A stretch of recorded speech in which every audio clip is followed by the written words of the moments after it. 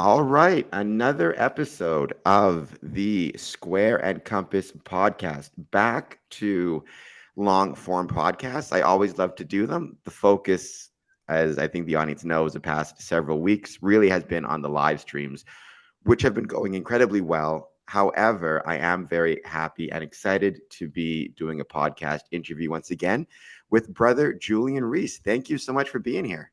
Thank you for having me, Cameron. So you and I should say, had the pleasure of meeting you. I don't remember when it was, 2 months ago, approximately. Time is flying by. I think it was November 24, Okay, so a month ago. Geez, time is flying by incredibly quickly in wasn't it? Edinburgh at Yeah. the Arcana Veritas Distinction Awards. So it's crazy to think it's been a month, but you were one of the nominees. You were one of the finalists in the Arcana Veritas Distinction Awards for your work tracing tracing boards of the 3 degrees in craft Freemasonry explained second edition. And if I recall correctly, and this shows you how bad I am at research because I forgot to double check, but you were the winner in your category, if I recall correctly. Indeed, I was. I was the winner in the category Philosophy and Symbolism. Yes, that's right. I remember that. And I know you were signing a lot of your work while you were there. I mean, just to be nominated, obviously, is a great honor, speaking as a nominee. But the fact that you also won in your category is, it's something that you should be obviously very proud of, but also demonstrates, your contributions to the craft, to this thing called Freemasonry. So on that note, I think I said it to you in person, but I get to say it to you again here. Congratulations on being the award recipient, being the winner. So this interview was suggested to us by Martin Fox of Lewis Masonic, where your work is available. Actually, I did want to just quickly though go through your Masonic biography. You can let me know if I got anything correct, incorrect, anything we need to update. As Lewis Masonic notes, you were initiated in Kirby Lodge number 2818 under the United Grand Lodge of England in London in 1968. You were master in 76, 77, and again at the centenary of the lodge in 1999 to 2000. You were also master of the German-speaking lodge, Pilgrim Lodge number 238 in 78, 79. When I was curious, when I read that, German-speaking lodge, does that mean that the entirety of not just the business or administration portion of the meeting, but was the ritual also done in German? Or is it one of those? Absolutely. Yeah, Okay, cool. absolutely. The history of that lodge is fascinating. It was founded in 1779 during the reign of George the Second, I think. Um, at that time, many members of the court, of the royal court in London, were Germans because they'd come over with George the First and Second from Hanover during that period in English history. I say English rather than British because Great Britain had not yet come into existence; it was still England. And these amongst his court members were many Freemasons who'd been initiated in Germany and didn't understand what was going on in English lodges. So they applied to the then Grand Master, who happened to be a cousin of the king anyway, um, for permission to found a lodge working in the German language, which was obviously granted because, the king being German and so on. So Pilgrim Lodge was founded in 1779, working what was then the Zinnendorf ritual, which was a Christian ritual. But in the late 1800s, they switched to the Schröder ritual, which is not Christian. It's very similar to the ritual currently practiced today in Germany by the ancient free and accepted Masons there. So everything is done in German. I learned the German ritual along with other brethren, and I was master there in 19. 78 to 79, according That's it. to. Yeah, So thank you were you. actually in that case, you were actually the worshipful master during the 200th anniversary of the lodge. No, I gave up at the. Ah, my memory is going. I think I gave up at the uh, spring meeting of 79, and the proper um, bicentenary was held then from, I think, October onwards in Oh, that so year. you were the same year, but not quite month, but still, that's I was the pretty. immediate past master during the bicentenary year. Yeah. Okay, that's very, very, I mean, 200 years, it's very cool.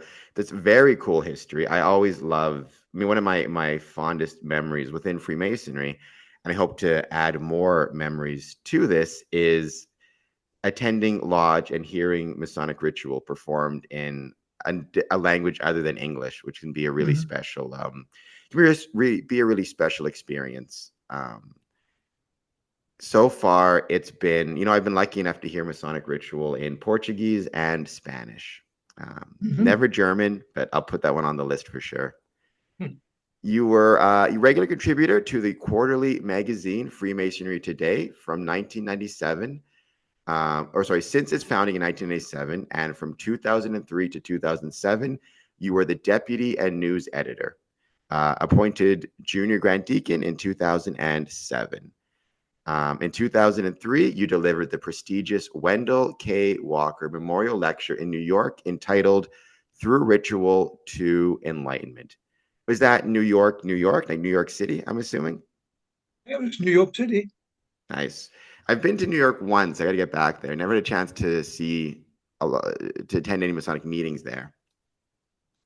Founding member of the Cornerstone Society, serving as secretary for a number of years, lectured to lodges in this country in USA. When I say this country, that's Louis Masonic. So in the United Kingdom, in Britain, in United States, in continental Europe and Africa, and to the Masonic Restoration Foundation in Alexandria, Virginia.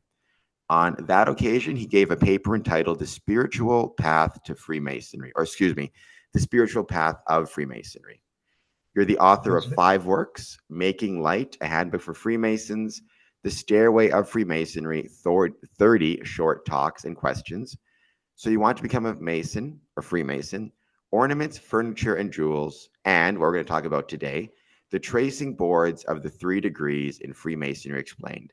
Now, I know that the latter and the most recent, the tracing boards of the 3 degrees in Freemasonry explained, I know that is available at Lewis Masonic and also on Amazon. I will leave links so people can purchase them from either of those spots. I'd recommend Lewis Masonic. It's a great Masonic publishing house. The previous 4, are those also available for purchase through Amazon and Lewis? All my books are available from both sources. Yeah.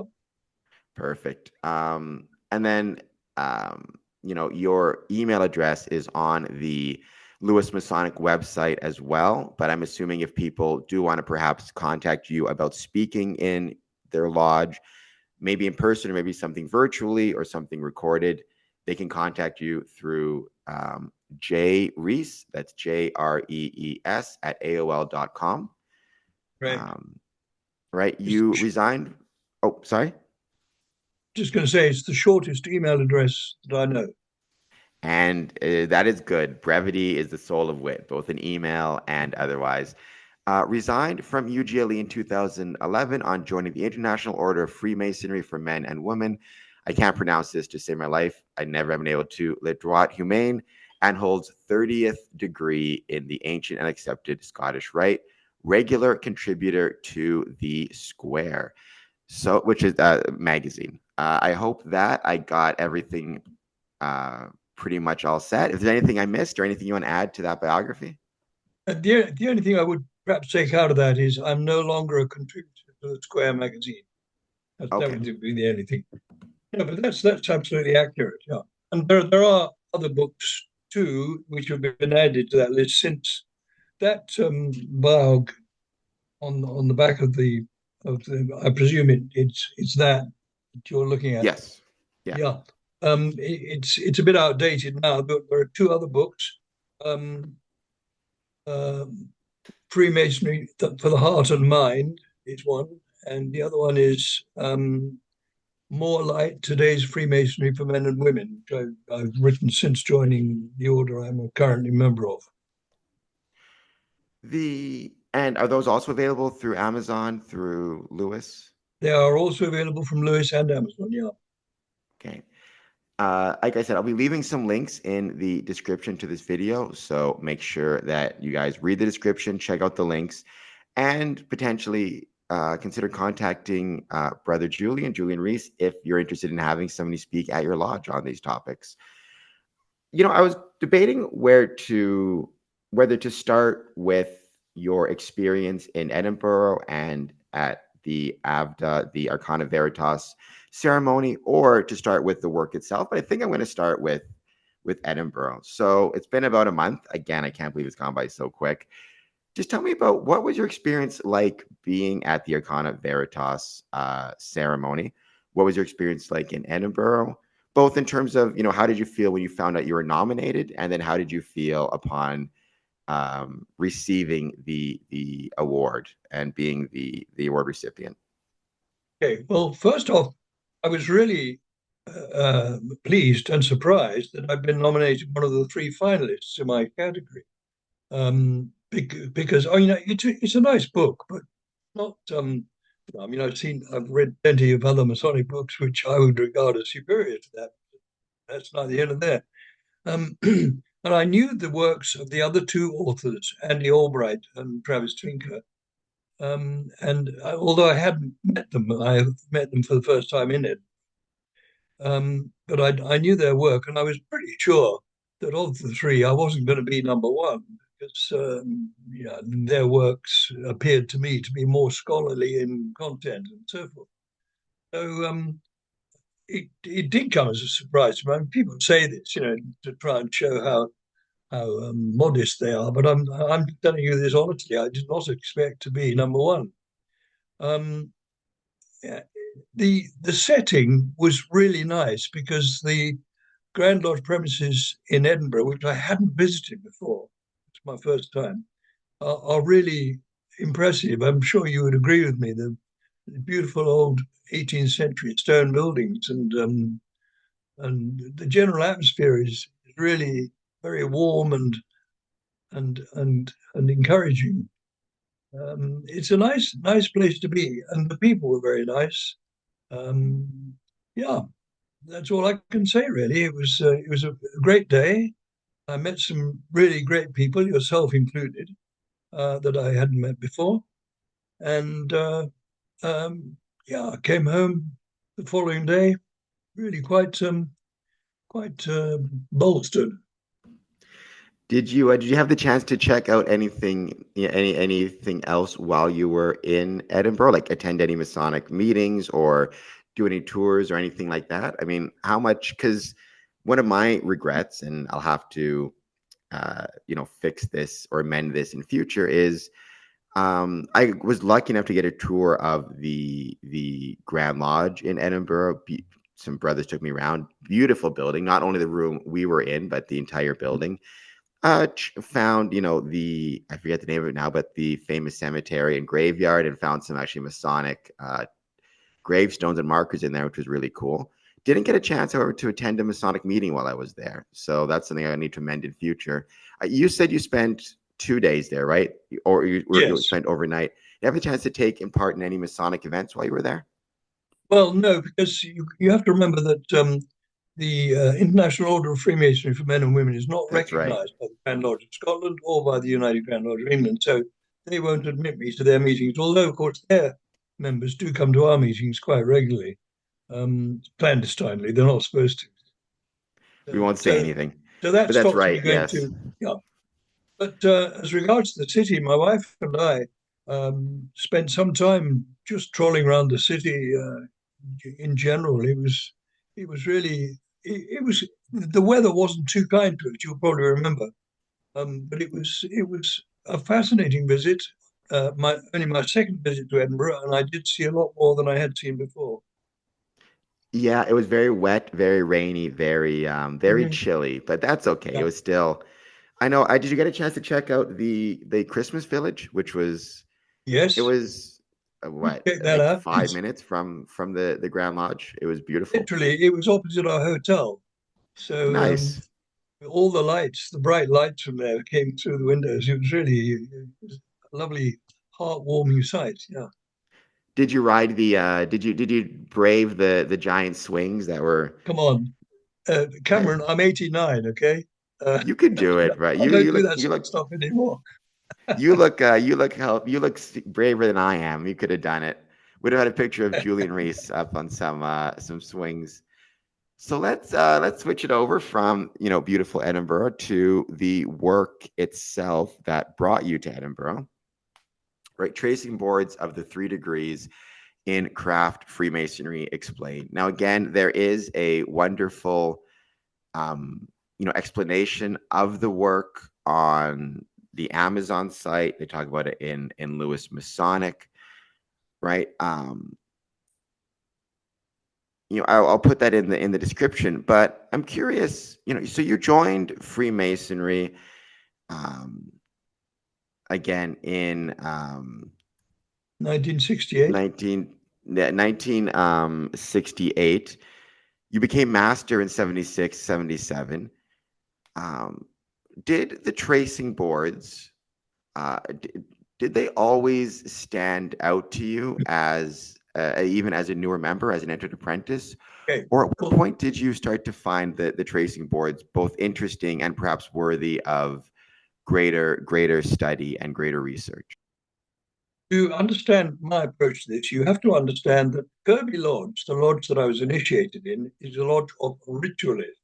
Okay. And they practice the emulation ritual, which I'm sure is known to you. And the emulation ritual has as its guardian and keeper the emulation lodge of improvement, which is like a lodge of instruction, but much more structured. And the thing about Kirby Lodge was that at that time, I think things have changed now, because that's nearly 60 years ago. At that time, all new initiates had to become members once they were raised to the degree of Master Mason, had to become members of the Emulation Lodge of Improvement. The Emulation Lodge of Improvement is the lodge which say is the guardian of the emulation ritual, right? Every Friday throughout the year, except for the summer months, they demonstrate one of the 3 degrees of Freemasonry, and the Precepting Committee corrects you when you make a you're in the chair, and so forth. And they have a large life-size um, tracing board of each degree, and whichever degree is being worked on that evening, they will put that up. So, for instance, there's literally a 5 foot tracing board of that in the middle of the floor at an emulation lodge of instruction meeting. So I was going to lodge of instruction every week regularly for the first few years I was a Mason. I was going to the emulation lodge of improvement then later on, also every week. So every time I went there, I was lecturing, I was demonstrating a degree, and therefore lecturing on the symbols of the tracing board. And very soon, if you do that often enough, as I was doing, it becomes a bit of an obsession with you. And in addition to the degree ceremonies, we had in Emulation Lodge of Improvement, and they still do, a system of catechetical lectures, very structured. And I'll just start one of the sections for you in the first degree. Goes, on what ground do our lodges stand? Holy ground. Why on holy ground? Because the first lodge was consecrated. Why was it consecrated? On account of 3 grand offerings thereon made, which met with divine approbation. And he goes on about why the ground Freemasonry is holy. Well, I was I was I was curious about that because I thought if we're going to talk about ground being holy, and if we're going to say prayers in Lord, and we're going to give thanks to the great architect of the universe, we need to do it properly. We need to do it reverently. Because if we don't mean it, we should stop saying it. If we do mean it, we should do it properly. And I was saying this to one of the old past masters in my lodge of instruction. He said to me, "Oh, don't bother about that, old boy. Just learn the ritual. Everything else will be all right. Don't bother about all that." I thought, no, that's not enough for me. I knew that Freemasonry had more meaning than that. It's not just the parroting of ritual. There's something in it. There's a deeper meaning. So I became passionate about bringing out what that deeper meaning might be. Um, and that's what gave rise to the Cornerstone Society. That's how that came about, because we were studying stuff in great depth and understanding the import of the symbols, the point within a circle bounded by two grand parallel lines. It looks very simple. What is it? A call to self-knowledge. It's a call to understanding yourself and being with yourself, without which you can't possibly be a good member of society. So, as you can tell, I became quite passionate about the thing, and that started me thinking. Once I'd written for Lewis Masonic, they said to me one day, "Why don't you do a book on the tracing boards?" I thought, well, it would certainly be a very attractive book because you'd have a lot of attractive illustrations in it. So that's how that started. And once I got into it, I came over to the States and researched a lot of American tracing boards, as you know, from pages, I think it's about page 85, 89. Quite a few American tracing boards, which are no longer used, but they're still present in museums. And I visited a lot of people, especially in the Grand Lodge Library of Chancellor Livingstone Library in New York.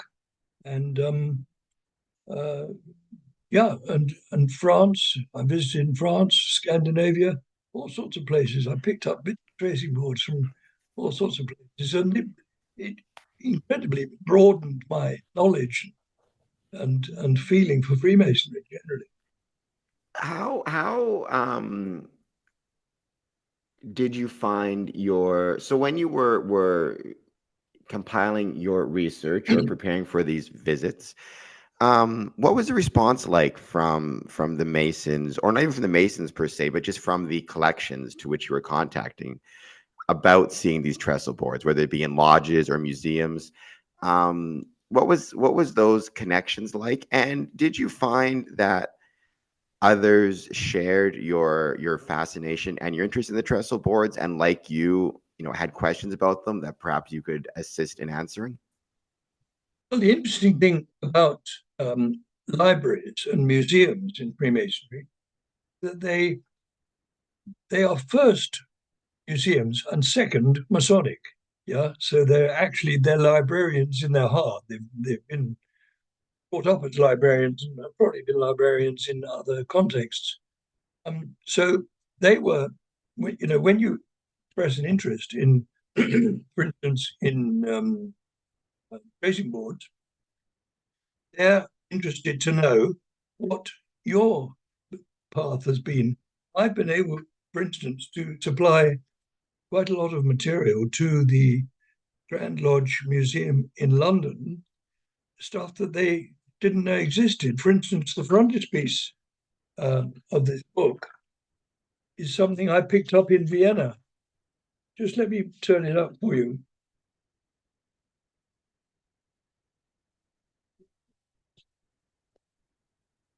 Something which I picked up in Vienna and which that they had never seen before. And of course, they were quite excited. It dates from about 1742, so it's a pretty early engraving. And so it's a two-way thing. I learn a lot from them. I mean, the New York people were incredibly helpful. I got so many illustrations from New York, both of tracing boards and of old aprons. There are some wonderful um, old aprons in the New York Museum. Really, really very ornate, beautifully painted and embroidered. So yeah, it's a two-way thing. They are keen to hear what I'm doing, and I'm keen to see what they've got to give me. And how long did it take you to, I guess, including research, including travels, including the visitations, how long did it take you from start to finish to actually produce this book and get it published? Oh, I wasn't expecting that question. I really can't remember. The actual research and writing must have been at least 12 months. At least 12 months. More like 18 months, I would think. Yeah. And you kind of touched on this a little bit with your last answer, but within that 12 to 18 months, are there any trips, moments, anything that you discovered or learned that particularly stands out to you, that maybe has made its way into the works, just into the book, but just something that maybe you weren't expecting, something that surprised you, something that in this process of, especially I'm assuming at the research phase, traveling, visiting, going to these museums and libraries, anything that stuck out to you that you know made a particular impression upon you? I would home in on a number of items. You may recall that Freemasonry persecuted in Germany in the days of the Third Reich, and most of their buildings were either demolished or turned into something else. And the contents, and this is the really tragic part of it, contents were destroyed. So a lot, you wouldn't believe how many old artifacts and tracing boards, for, amongst other things, were lost to posterity. And I visited the Museum of Freemasonry in Bayreuth and spoke with Tad Peterson, who is the deputy curator. I'm not sure if he still is, but he was at that time. And we spent a long time together looking at what they had managed to reassemble since the war. And there was a lot of stuff which really very poignant from that point of view. The French were very, very helpful to me in Pierre Mollier, who is the librarian and curator of the museum in Paris in the Rue Cadet. He gave me all sorts of help and illustrations and so forth. And I was actually able to repay some of his kindness. I found some very old engravings. Must have been 1750 in France, which he had never seen before, and I donated them to his library and so forth. So it's a bit of a two-way thing. The other thing that sticks in my memory is my visit to New York, as I think I told you. Catherine Walter was most helpful to me there. She provided me with all sorts of images and gave me a great time. What else was there? Yeah, I think that's it. Yeah. Yeah, the persecution, the targeting of Freemasons, in Nazi Germany. I think most, well, I shouldn't say most, I actually don't know the number. I will say I do know several Masons who are aware of the persecution, less so who are aware of just how many lodges and the artifacts within were actually destroyed by the Nazis as part of that persecution. I don't think anybody actually has any records of just how many Masonic items, Masonic artifacts, including tracing boards, were destroyed, lost. I think many of them were set fire to. Um, Yeah, so yeah, it's one of the great. I mean, obviously, that entire time period is a great tragedy in Germany for obvious reasons. But certainly, There's a very curious aspect of that, Cameron. Sorry if I interrupt. shoot. There's a very curious aspect. France, um, the French authorities during the occupation, because they were then, pretty kind of anti-Masonic anyway because of the Nazi ideology. A lot of the artifacts in museums and lodge rooms in France weren't destroyed. They were packed up and sent off to Berlin. They went to Berlin. What happened at the end of the war? At the end of the war, that part of Berlin where they were stored was taken over by the Russians. So the Russians picked them up and took them to Moscow, where they stayed for years and years and years. And it was only about 25 years ago that Pierre Mollier of the Library and Museum in France got permission to go to Russia and load up these whole boxes, all neatly labeled in Russian, boxes of artifacts that belonged and that's a fascinating part. And he drove these trucks back from Moscow back to Paris. I mean that's a story in itself. I think what a that's worth podcast looking that at. would be. I would love to well learn more about that. That's fascinating. I mean, that is kind of incredible. Just one thing you kind of, I mean, I would call myself as amateur can be when it comes to Masonic history, but one thing that is fascinating just in general is if you start to follow it, the journey that a Masonic item and Masonic artifacts can take throughout the world. There's all sorts of stories, even in modern times. I mean, there's this story I learned of a very old Masonic artifact from Ontario being found in a pawn shop in Florida by a Masonic brother. Nobody knows how it got there or why it's there. They brought it back to Ontario. Yeah, Trowels going from, Masonic trowels being used in a cornerstone ceremony, ending up in the basement of a church, which then the church gets sold. The trowel goes successive until it makes its way 120 years later back to the original lodge, which did the cornerstone ceremony. I mean, the way that Masonic artifacts, and I would include within that, I'm sure, trestle boards can travel. In your researches, how often did you find that trestle boards starting off in one location and kind of going on a journey I didn't. around the world or just to different lodges or whatever it might be? No, I can't say I had many or any examples of that. Although I did find in Norway, I found a tracing board which was clearly from England, which one of their lodges had appropriated.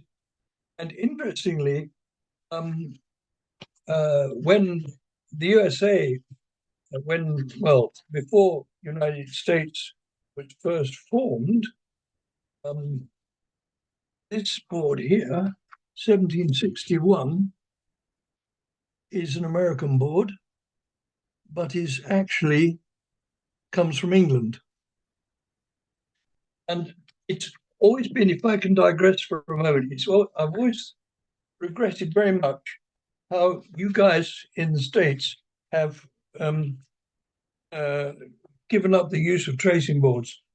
The American tracing boards, which are now sadly only in museums and not used in lodges, were absolutely wonderfully intricate. Look at that and that. They're both. No, that's not American. No, but these are.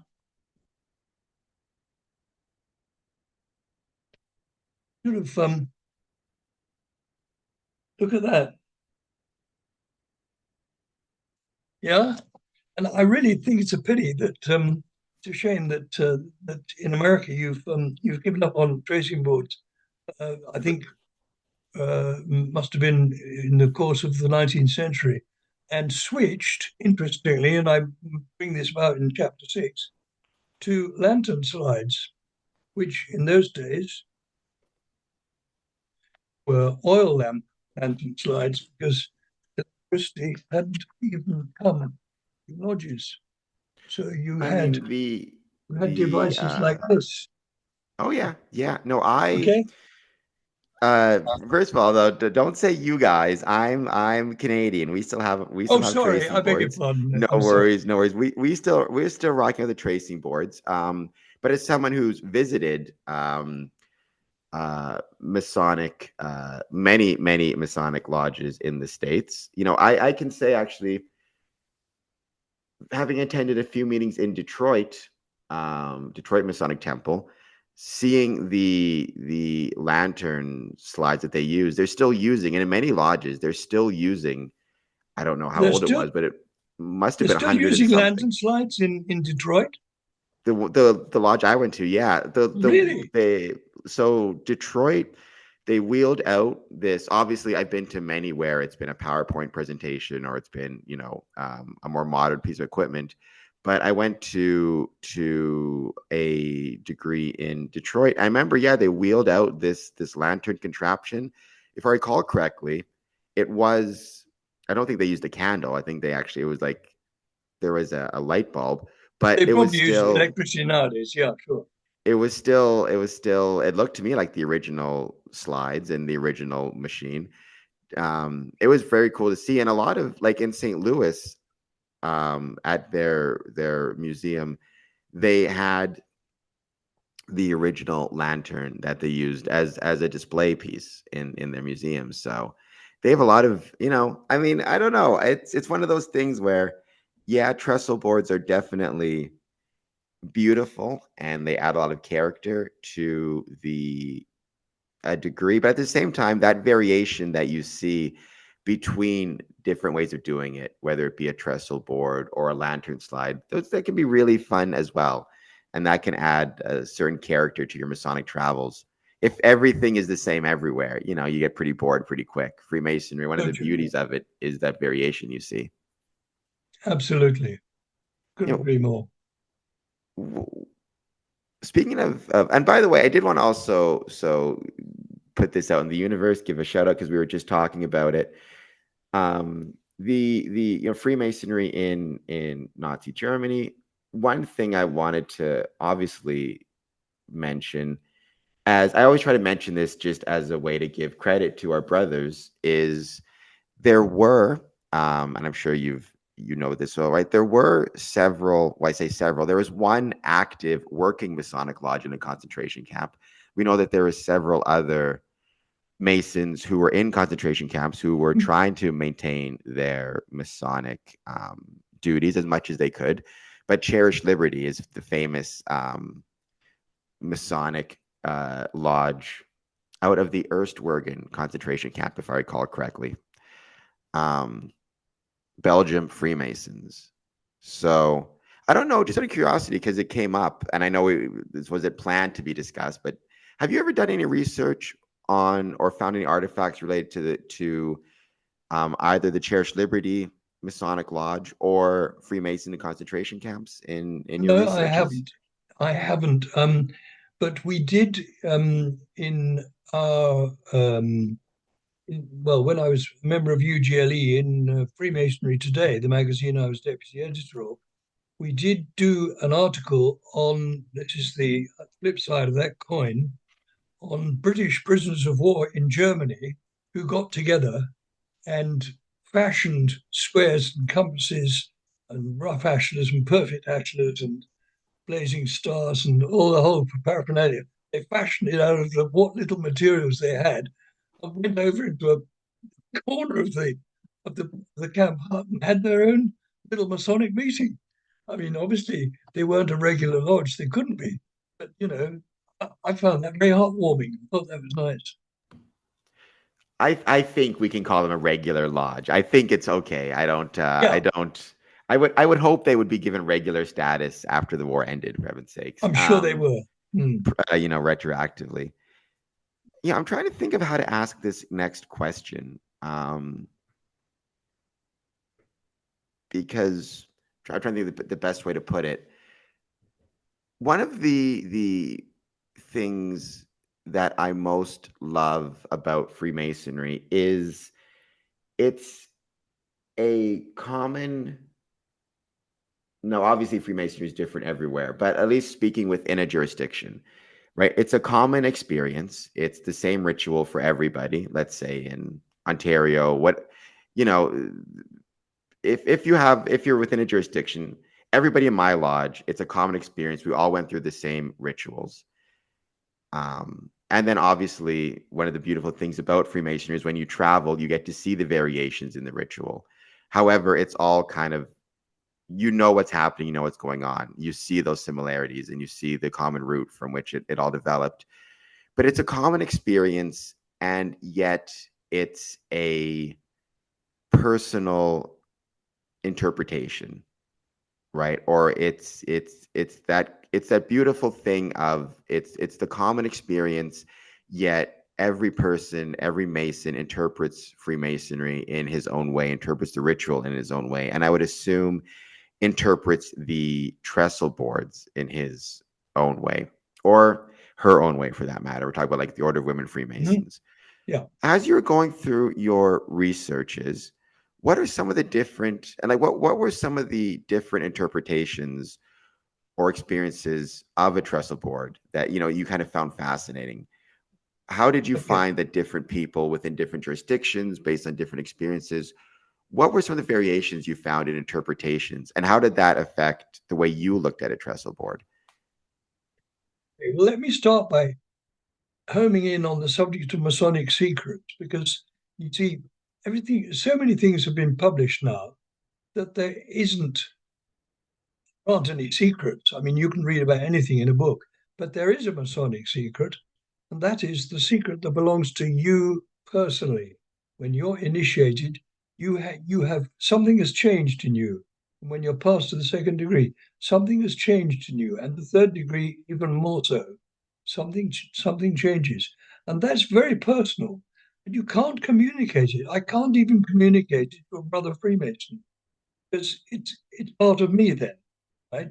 The rock has been taken from the quarry, as Kirk McNulty said, and it's just become an individual stone. So each person is going to interpret the symbols and allegories of the tracing board in his or her own way. And that's absolutely right, because we're not a dogmatic pursuit, or we shouldn't be. Unfortunately, some Grand Lodges are a bit dogmatic, but in our learning, in our pursuit of knowledge, self knowledge and wider knowledge than that, in that pursuit, we are going to interpret things in a different way, in a different way, in an individual way for ourselves. When somebody is initiated, they very often go and seat him somewhere in the lodge, and carry on with the business.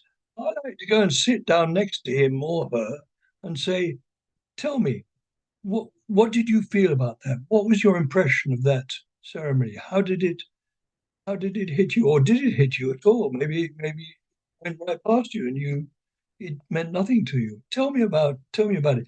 I want to know his or her experience. Too often, when I was a young Freemason, I had old Freemasons come along to me and saying, "Well, young man, when you've been a Freemason as long as I have, you'll know what it's all about." I guess that practice probably as current in Canada and the USA as it is over here, or was. I hope it's died away, because the younger generation nowadays don't put up with that sort of thing. But the thing is this: I'm not there to be lectured to as a young Mason by older people. I'm there to learn, and I'll tell you what I've learned, and it may not be what you learned. Point within a circle. What does it mean to you? What does it mean to me? Not necessarily the same thing. The rough ashlar, the perfect ashlar, what does the relationship between them mean to you and to me? Not necessarily the same. I'm sure a non-Freemason comment on the difference between the rough ashlar and the perfect ashlar and give you his or her own interpretation, non-Masonic. Well, there's a possibility for that too. So, um, yes, I've found that looking at symbols and allegories in other people's tracing boards, it starts me asking questions. I find that on the tracing board in my own mother lodge, I would look at the the perfect Axler and the Lewis and so forth associated with it. I would look at all that and interpret it. Now I'm suddenly presented with a different way of displaying it in, let's say, a Norwegian or Danish lodge. Am I going to adjust to that? So, traveling does broaden the mind, as they say. And Masonic traveling broadens the mind even more. Oh, traveling is incredibly important part of being a Freemason. I I do like one thing that you said, and this goes into something that I have been studying a little bit, right? The idea of when you see a Masonic symbol, it causes you to ask questions about either what that symbol is, what it means to you, what it means to others. What I've found, and I've actually done a little bit of research and published a little bit of research on this.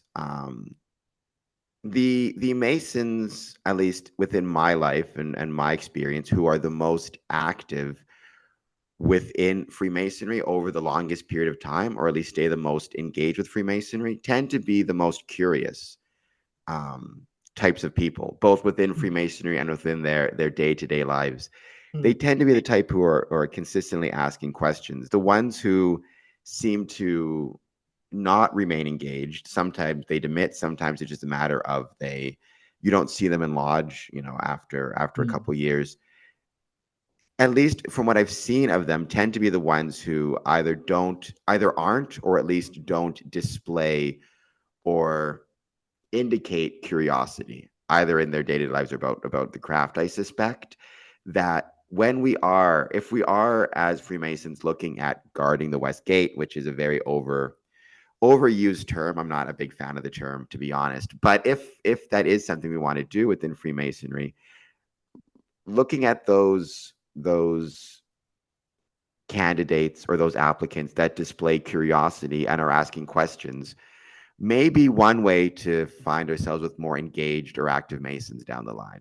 And I think books like yours are an indication of why curiosity is so important, because it leads you to question things, to have your own interpretations, and then share those with others. And then that may encourage them to go down their own path. Which, speaking of, what has, the experience been with, we'll use this book in particular, Tracing Boards, since publishing it, what type of response have you received from brethren? Have you done talks on the work? Obviously, we know it's very popular, and very well respected due to the Arcana Veritas distinction. But just what has the response been like from brothers? Uh, I've had a very, very good response. People are very kind about it. They seem to think it really is, worth having. And yeah, it's been a very good response. But what I think, people will look at it and be, as we intended, be curious about the cover. They'll look at the cover and think, oh, I wonder what's in there. Okay. Now, in what you were just saying to me, you used the word curiosity or curious at least 5 or 6 times. I've lost count. But you were using curiosity a lot. And that's the key. Because you see, the thing is this: if you stop asking questions, you stop learning. You need to keep asking questions. Journey is its own destination. You'll never reach the destination. The journey is the destination. And so being curious is what we do as Freemasons, or we should be doing. And so we're curious, looking for answers to this, that, and that aspect of Freemasonry. Do you know the poet and playwright Bertolt Brecht in Germany? He was a radical guy, Mother Courage, and all those plays like that. He wrote. He wrote. Anyway, it's all in German. I can't do it now. Yes, I can. Uh, on the wall, I see somebody scrawled in chalk, "We want total war." The man who wrote that is already dead. Right? He was a real radical anti-Hitler thing. Anyway, Brecht, he and his pals used to go drinking a lot. They used to get riotously drunk. And one night, when they were all riotously drunk, they said to him, "Tell us, Bertolt, what do you want us to write on your gravestone when you're dead?" They were being jocular. He didn't smile. He didn't laugh. He said, "I want you to write, in my life, I was uncomfortable, and that I intend to remain so even after my death." Okay? This was a guy who was always going to go on asking questions, never going to be satisfied, always go on asking. I submit that as Freemasons, we should do the same thing. Go on asking, go on researching, looking at pictures, reading books, talking to our fellow Freemasons, especially those who know more than we do. That's the way to survive. If you stop asking, you stop acquiring knowledge. If you stop acquiring knowledge, you might as well die. What do you think? And this is a very broad question, but we'll go for it. What do you think is the most important question in Freemasonry? That was a bit of a curveball. You should have warned me of that before we started. The most important question in Freemasonry. Yeah, I mean, I didn't think of that question until we got onto the topic of curiosity, and then you mentioned the importance of asking questions. Yeah. If What's the you, most important question? or I guess another way to put it is if an entered apprentice were now obviously, and I think you're absolutely right, it's not the role of the not saying you're an old man, but the older members. I put myself in that. The more experienced members, let's put it that way. The more seasoned members. It's not the role of the seasoned members to lecture to newer members about what Freemasonry should mean to them. But if a newer member were to come up to you and ask, "What is the one question as a Freemason I should ask on my journey?" What would you tell them? I think I'll probably need time to think about this, but on the spot, where I am now, I think I would have to say the most important question is what does the point within a circle mean? And how can you interpret it for your own individual way? And how would you encourage other people to view it and to gauge its importance in your life? The point within a circle. It's so simple. You can't avoid it. It's so simple. The point within a circle. Or even the square and compasses, I mean, there's no there's no one explanation that will fit that. You need to understand it and go for it and say, what do you think the square and compasses might mean? Um, it's like I said, the real secret of Freemasonry is in here in your heart. And if you've got one symbol or one question which you've researched and want to answer, then that is it for you, and stick with it because there are more. It doesn't work to treat Freemasonry as simply a social or civic pursuit. It's more than that.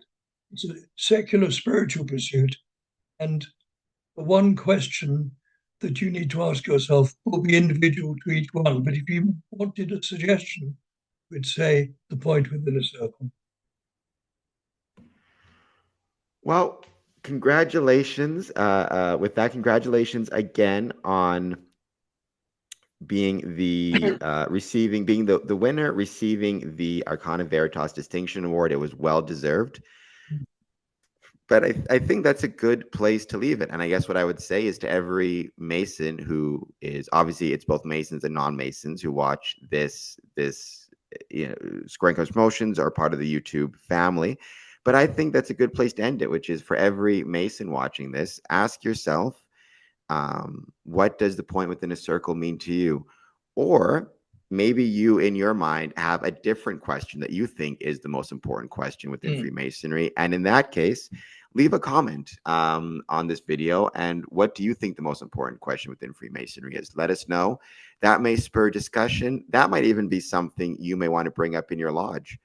If you're a worshipful master or you're looking for some educational topics, make an announcement, put in the summons, ask every member of the lodge when they attend the meeting to come with one question, what they think the most important question is, and have a discussion.